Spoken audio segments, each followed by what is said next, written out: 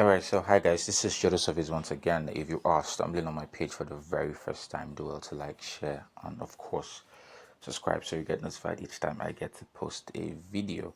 Alright, yeah, it's been a while, haven't made a post, so but I will be showing you guys today how to just quickly set up your Zoombox account and what to expect.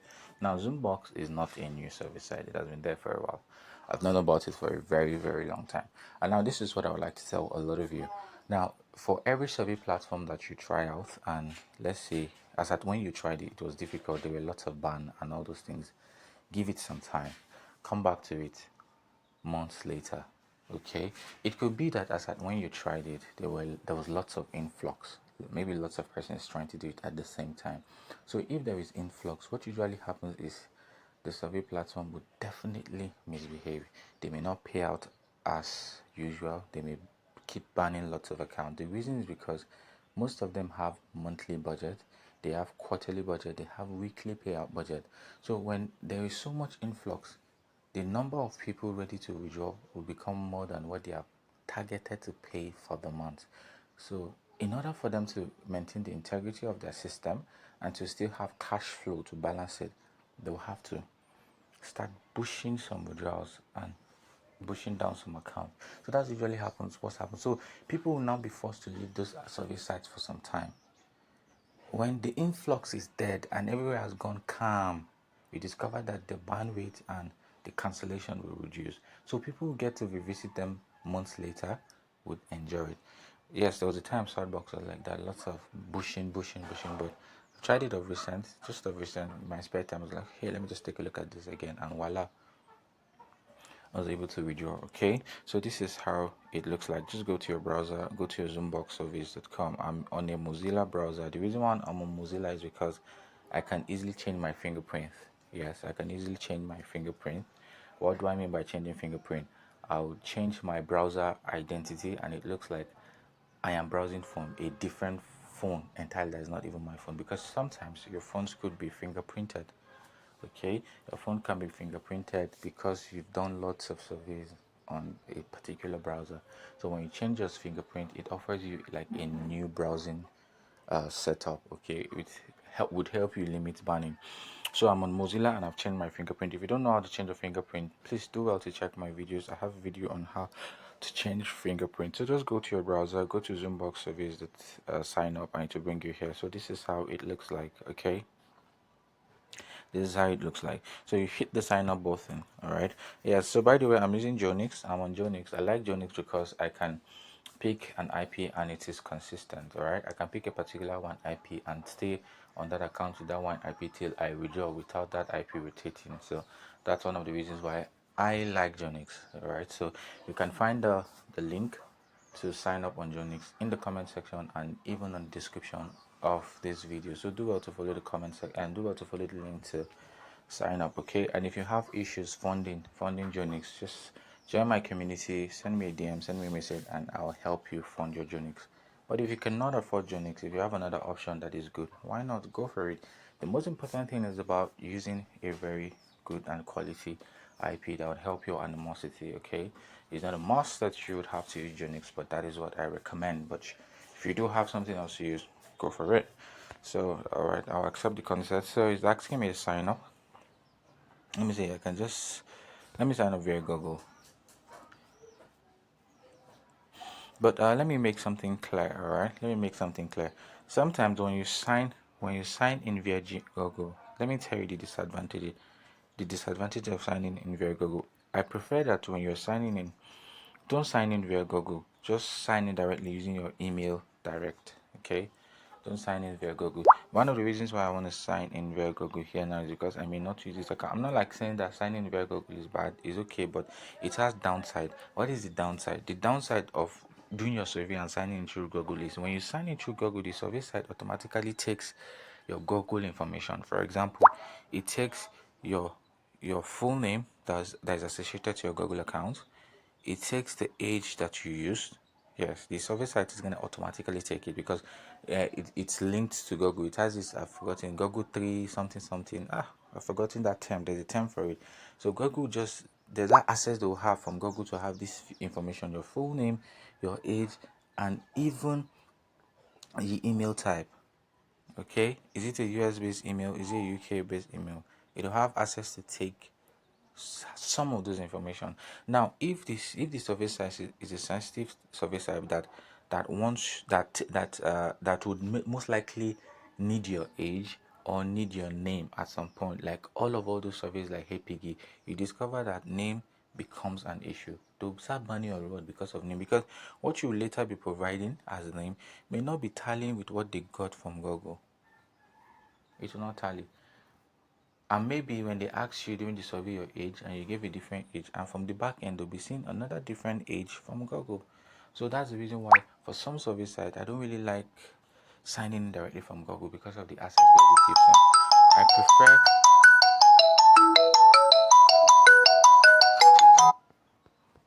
I prefer to just put my email directly, so that I'm not giving them any name, I've not given them any age. So anything I give them in future, I may give them, you understand? Alright, so but for here I'll just go in with Google. Alright, I'll just go in with Google. Let me see.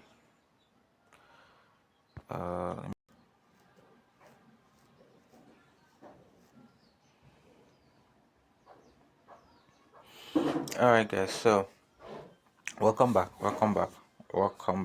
So after signing up with maybe your email directly or via Google, it's gonna bring you here. Okay, so help us find surveys for you. So now you see, look at what it's saying. Capital. Help us find surveys for you. Capital. Look at what it's saying. This capital is supposed to be my name. It said help us find surveys for you. Capital. My name is supposed to be here, but do you know what happened now? My email address is carrying the particular email I used is an email for something, and I named it Capital.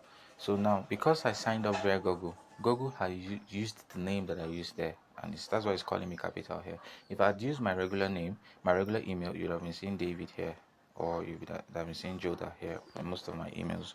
So you see the reason why sometimes I don't advocate for people to sign up directly with Google, because of all this. So if they will need your name at any point in time, or they will need you to verify at any point in time, when you do this now, it is finished. You can't verify again with your real name.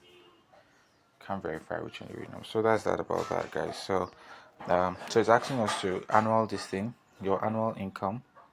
It's asking for your annual income. So I'll just go for, let's say I can go for 200 upwards. And of course, you guys know the reason why we'll go for 200 upwards. When you may have more money, there are lots of surveys that are for people who have money, so you can qualify for it. Lots of shopping surveys, lots of luxury car surveys. So if Sakpa they hold you, if you're struggling and you are saying your money at 10,000, there are lots of other surveys that you will not see, do not appear on your dashboard, because you're not wealthy. You would not be able to give them the kind of response that they would desire. Okay. So what else again? Let's see. Let's go for 200. Uh, I can go for. I can even go for. I can go for health. I'm looking for health. Let's go for health. You know the reason why? I told you guys already before. I said a lot of people doing survey are always going for. They're always going for what's it called? Information technology. It is already saturated. Look for something else that has high demand also. You can even go for human resource. What's your employment type? Employment full time. Just go for full time. Employed for wages. What's your highest level of employment? I'll go for postgraduate or university. Anyone, just go for university. What's your marital status? I'm married. You have to put you're married so you qualify for certain things. So claim your 750 point. Your gender, let me go for male. Your date of birth, let me go for January 2nd. I want to go for 1980. What's your zip code?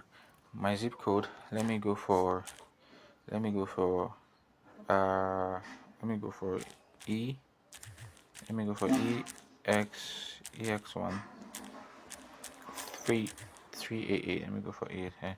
So if you could have a job in the world with no qualification required, what would you be? I'll just say I would love to be a pilot. Why? It has always been my childhood dream. So let's continue. Now, you see something like that. You see, when they ask you a question like that, if you love to do this, if you love to do this, what would you be? Those questions are not foolish. Sometimes when you come to withdraw, these are some of the things they check before they cancel your reward. They check what you have answered. Did you answer like a human being or you answer like an AI? When a human being types something and answers, they will know that it's human that have typed this, or you just type rubbish there. So to just know, if you type rubbish there, it simply means that even in the survey you're answering rubbish, so they'll even cancel the whole reward. So there are lots of reasons why your reward can even be cancelled. Maybe one thing, there are lots of reasons, even that your response there. When you place your withdrawal now, they'll tell you your withdrawal is pending. Your account goes on a review. It can be reviewed by a human being and it can be reviewed by AI. Yes, it can be reviewed by a human being, it can be reviewed by AI.